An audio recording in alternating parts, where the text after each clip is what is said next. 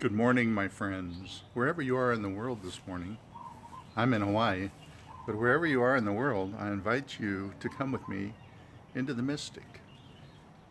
Van Morrison had that wonderful song, Into the Mystic. And he said, let me rock your gypsy soul. And if I may, I'll rock your gypsy soul this morning. Welcome. Hi, Philip. Come into the mystic with me. The mystic is that experience where we know we are all one. Hello, Gareth. Welcome. Come into the mystic with me. Wherever you are in the world, the mystic is within. It's an experience. You may be a mystic, one who practices spiritual awareness, has some special spiritual practice. I'm here in Honolulu, Hawaii, and I have aloha. I've had the very deep privilege of becoming a resident and now a person who's in fact employed here. But the mystic is what transcends all of this. You see, we live on, I like to say that, hello, Rob. I like to say that we live on two levels. One level is the science level, if you will. It's the level of what we experience with our senses. That's what scientific knowledge is, isn't it? What we can see, hear, feel, touch, taste. That's this level. Hello, Gareth. And so, but beneath that is another level, and then that level is we connect within our subconscious minds. It's always active. It's ever present. We're always a part of it. And I'm inviting you to be conscious of that level, which is, I'm calling the mystic, the lower level of the chocolate cake, layer cake. To get into the mystic, I am offering every morning, you're welcome, I am offering every morning this opportunity to hear some of those who reflect in words what cannot be expressed in words, the ineffable that becomes, with which we become connected in a more conscious way. So listen to this. I'm drawn to Hafiz this morning. Hafiz was I think it was 14th century poet. Aloha, welcome. 14th century poet, Corby, from Persian poet. And he was ecstatically in love with the divine. And it's that love connection that I hope to nurture in myself as I read these, and also in you as I share them with you here into the mystic. Listening to the mystic here in Hawaii. This one's called All the Hemispheres. Leave the familiar for a while. I kind of like this as basically a kind of thematic understanding of what it is to move into the mystic, to go to the mystic. Leave the familiar for a while. Let your senses and your bodies stretch like a welcome season onto the meadows and shores and hills. Open up to the roof. Make a new watermark on your excitement and your love. Like a blooming night flower, bestow your vital fragrance of happiness and giving upon your intimate assembly. Change rooms in your mind for a day. All the hemispheres in existence lie beside an equator in your heart. Greet yourself in your 1,000 other forms as you mount the hidden tide and travel back home. All the hemispheres in heaven are sitting around a fire, chatting, while stretching themselves together into the great circle inside of you. I get a kick out of New Age philosophy because a lot of our New Age thinking seems to, we in America, we live by a kind of theory of discovery that nothing really exists until we Americans discover it. And so because we've discovered that the whole universe is within us, that we are star children,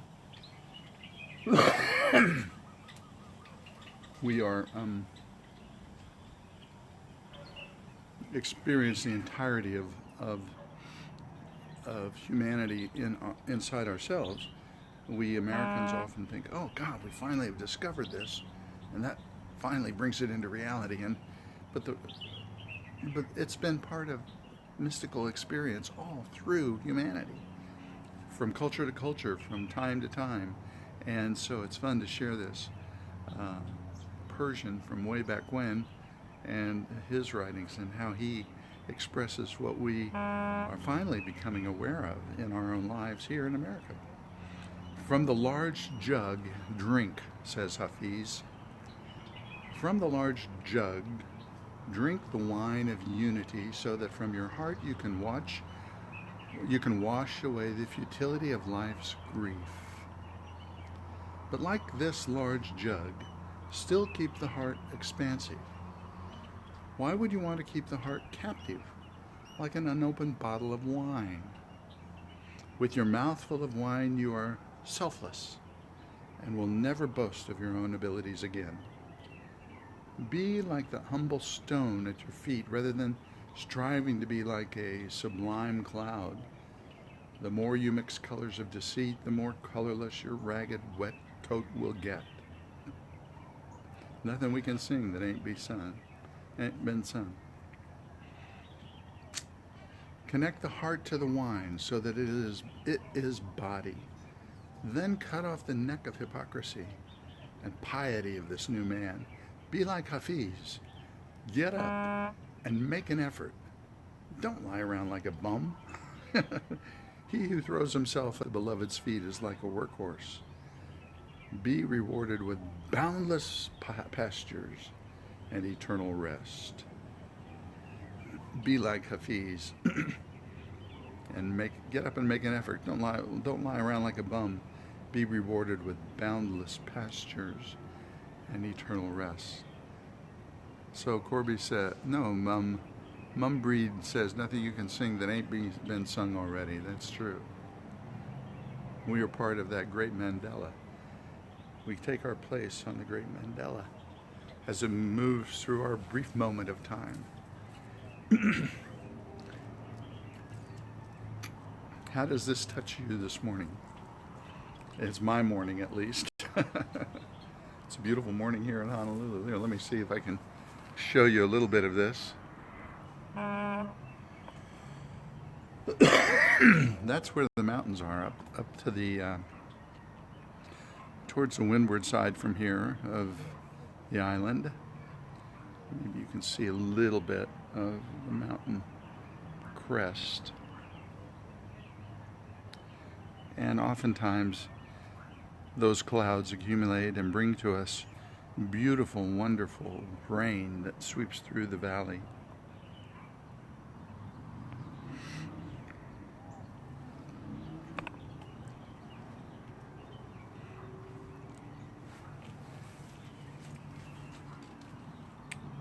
Yeah.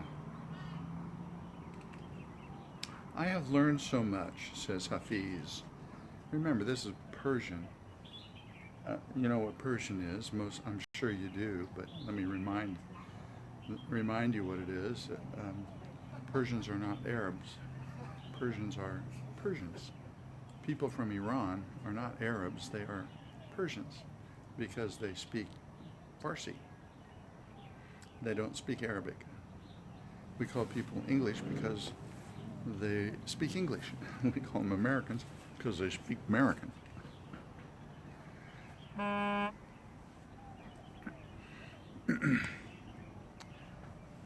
So I've learned so much, says Hafiz.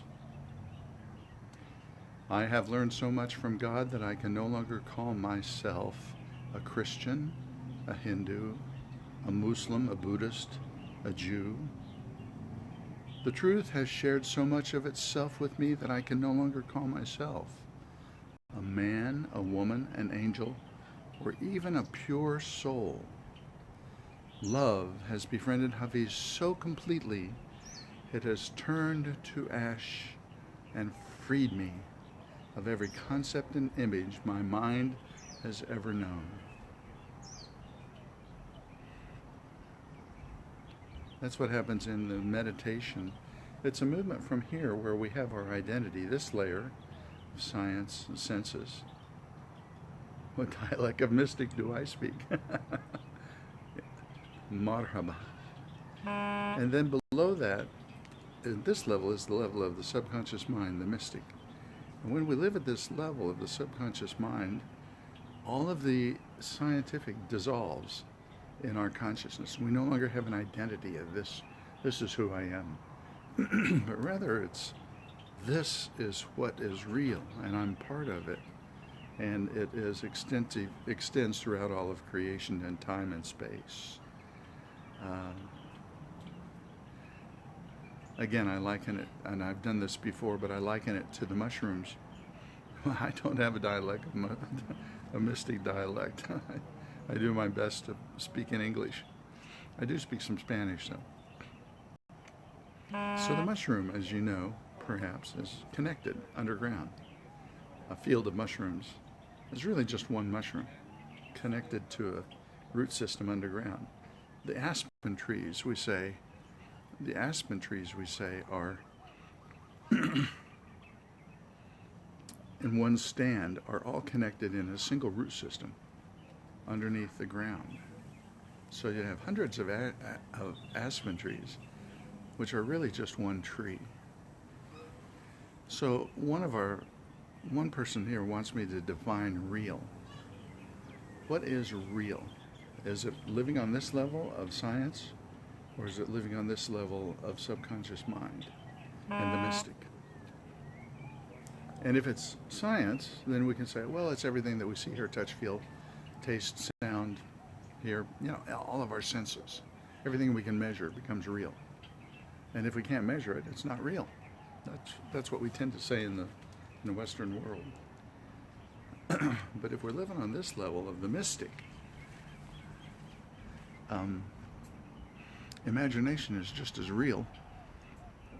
Relationship is what it's about. I really can't define it.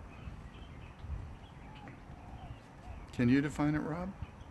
And if we could define it, how do we give it words? What words can we give it? I go back to what I've said before, that there's a kind of cataphatic knowledge. There's a kind of knowledge that we call cataphatic. It means from what we think and what we can express. And then there's an apophatic, which is only silence. It's a knowledge that comes in silence. Is one of those more real than the other? Hello. Thank you, Union Meme. Thank you for coming. I'm reading from Hafiz. So if you have a comment, any of you, about what's real, how do you define real, I'm sure Rob would like to read it too. This says, let thought become your beautiful lover. This is, excuse me for being this being a bit masculine oriented.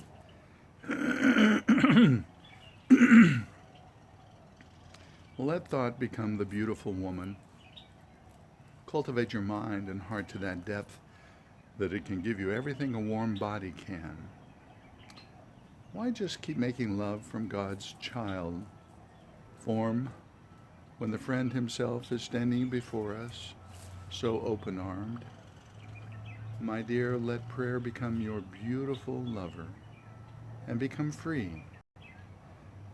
Become free of this whole world like Hafiz, the Persian.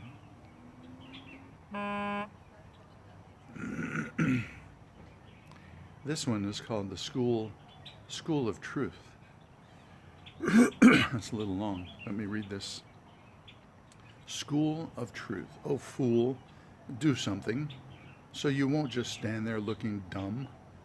If you're not traveling and on the road, how can you call yourself a guide?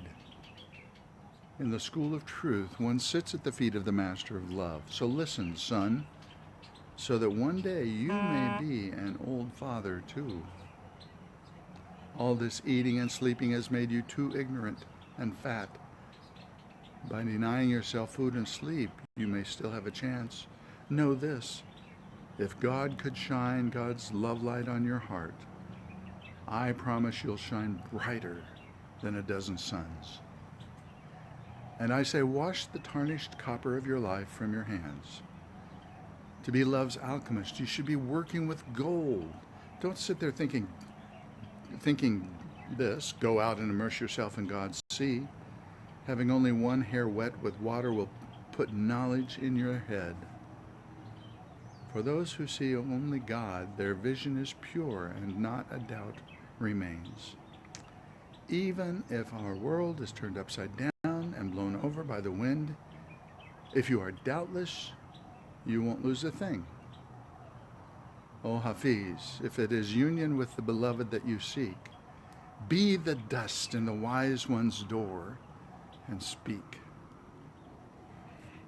I don't understand this. I mean, I don't cognitively understand all of this, but I do at a level, in this mystic level, relate to it.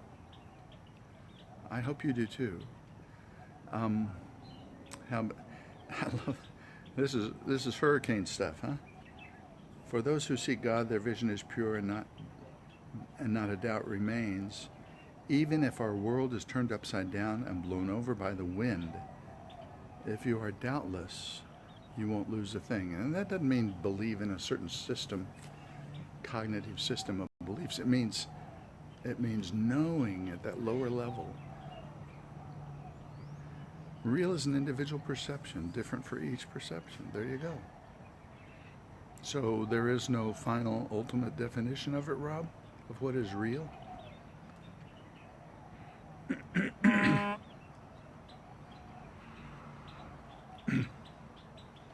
I have one last sharing, one last poem from Hafiz, the Persian poet. Laughing at the word two. Ready? Laughing at the word two. Only that illumined one who keeps seducing the formless into form had the charm to win my heart.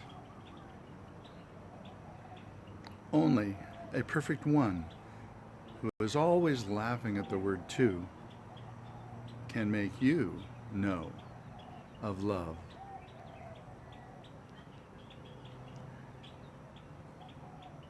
Real is what one experiences, Rob says, and Corby says it is often shaped by our perceptions. And the perceptions come from this level. We often think it just has to do with knowledge like this, getting all the scientific knowledge we possibly can. Friends, it's at this level of the subconscious mind that our perceptions are formed and our belief systems take root. Meditate today on the one. Receive the gift of the one who laughs at the two. Welcome to the Mystic.